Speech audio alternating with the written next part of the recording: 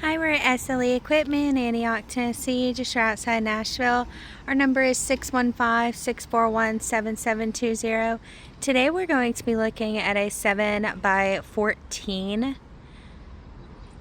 deck over equipment trailer. At the front we do have a heavy duty jack as well as your safety chains in the breakaway box. There is a chain basket. This trailer is a bumper pull hitch. This trailer does have D-rings and stake pockets along the sides. There is corrosion repair paint as well as pressure treated wood flooring. This trailer does have the diamond plate heavy duty fenders.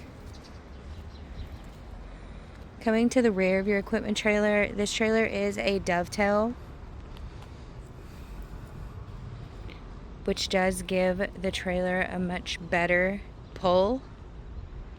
There are 5-foot stand-up ramps that attach with a pin arm lock once they flip up.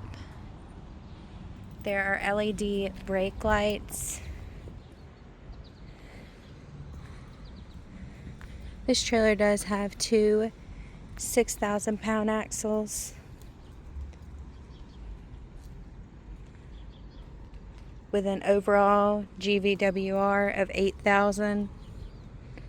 At the front passenger side, there is a tire mount.